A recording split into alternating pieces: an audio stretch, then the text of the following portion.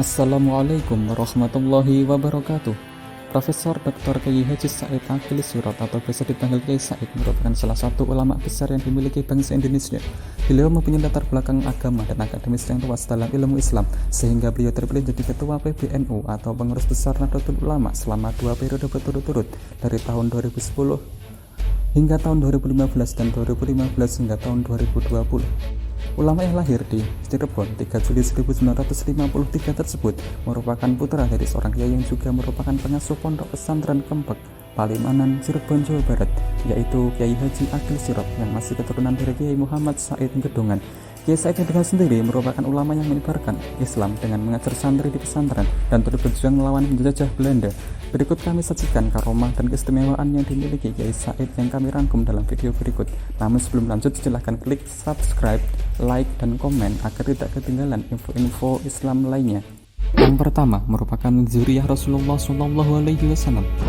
Kiai Said merupakan ulama yang memiliki darah keturunan Nabi Muhammad SAW, baik dari jalur ayahanda maupun ibundanya. Nasab Kiai Said tersambung secara runtut dengan putri Rasulullah, yaitu Fatimah Az-Zahra. Oleh karenanya beliau sudah menjadi seorang Habib. Akan tetapi karena dalam budaya pesantren, para kiai pendahulu tidak mau dipanggil dengan panggilan Habib, tapi sudah dipanggil dengan panggilan sederhana, yaitu panggilan Kang. Oleh karenanya Kiai Haji Said Akil Sirot cukup dipanggil dengan panggilan Kang Said saja. Menurut bangkitmedia.com, beliau merupakan keturunan ke-33 dari Rasulullah. Sementara menurut laduni.com, beliau merupakan keturunan 41 dari Rasulullah SAW. Kedua, keturunan Sunan Gunung Jati. Selain merupakan zuriyah Rasulullah, Kiai Said juga merupakan keturunan salah satu wali songo, yaitu Sunan Gunung Jati atau Sultan Syarif Hidayatullah. Baik dari jalur ayahnya maupun dari jalur ibundanya, beliau merupakan salah satu keturunan dari Sunan Gunung Jati. Data silsilah tersebut tercatat dalam buku tulisan Ahmad Mustafa Harun dengan judul Meneguhkan Islam Nusantara, Biografi Pemikiran dan Kiprah Kebangsaan Profesor Dr. Kiai Haji Said Akil Sirot MA. Dalam buku tersebut tertulis data silsilah Kiai Said mulai dari ayahandanya Kiai Haji Akil Said hingga Syekh Syarif Hidayatullah atau Sunan Gunung Jati. Yang ketiga, nggak akan hujan, Kang Said pasti hadir. Pernyataan nggak akan hujan, Kang Said pasti hadir merupakan pernyataan yang sering digunakan oleh jamaah yang akan hadir dalam pengajian beliau. Ini dikarenakan sering terjadi keanehan, terutama dalam hal cuaca ketika beliau akan mengisi sebuah pengajian di suatu daerah. Dikutip dari muslimat.com, ketika beliau mengisi pengajian di salah satu daerah di Cirebon, daerah sekitar tempat pengajian mengalami mendung bahkan hujan yang sangat deras. Namun ini tidak berlaku di tempat beliau mengaji, padahal jarak tempat rumah beliau saling berdekatan. Kejadian seperti ini tidak hanya terjadi sekali ataupun 2 kali, namun berkali-kali, sehingga ketika akan ada pengajian yang akan diisi oleh beliau, masyarakat selalu berujar, nggak akan hujan, Kang Said pasti hadir. Aneh sekali ya sobat, namun sekali lagi ini hanyalah pendapat dari salah satu jamaah beliau saja. Yang keempat, tokoh muslim berpengaruh di dunia. Kiai Said masuk dalam daftar tokoh muslim yang paling berpengaruh di dunia dengan berada di urutan ke-22 yang dirilis oleh The Muslim 500 pada April 2018.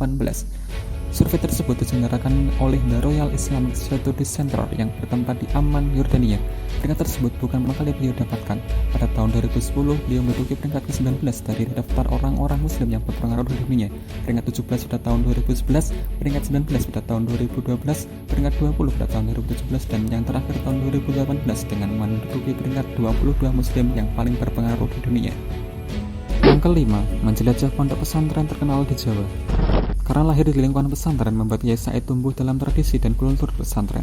Ini mendorong beliau untuk mencari pesantren terkenal yang ada di Jawa sebagai tempat beliau belajar ilmu agama.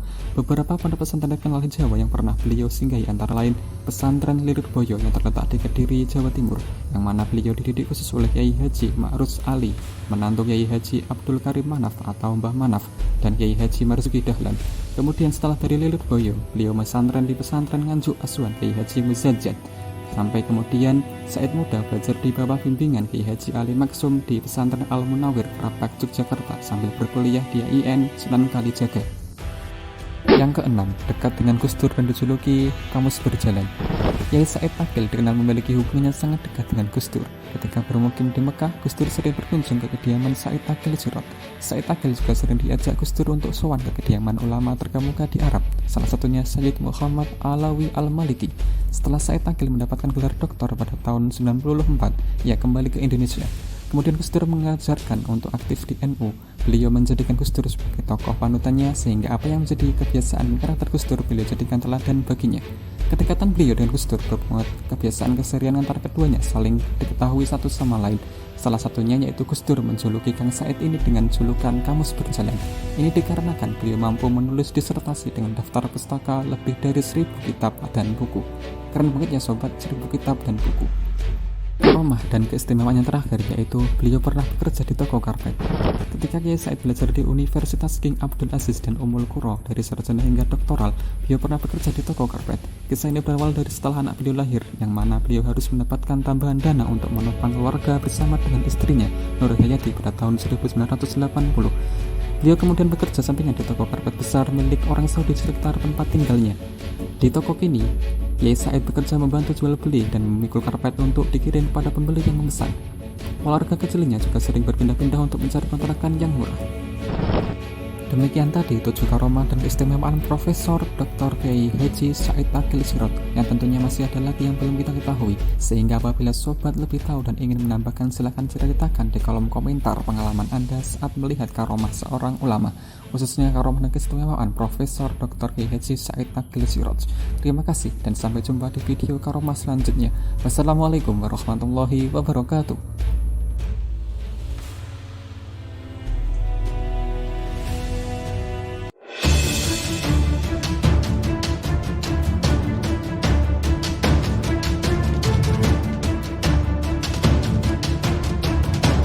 Nah, di channel ini kita akan bercerita banyak hal tentang asmara, opini, kemudian horor, dan lain sebagainya.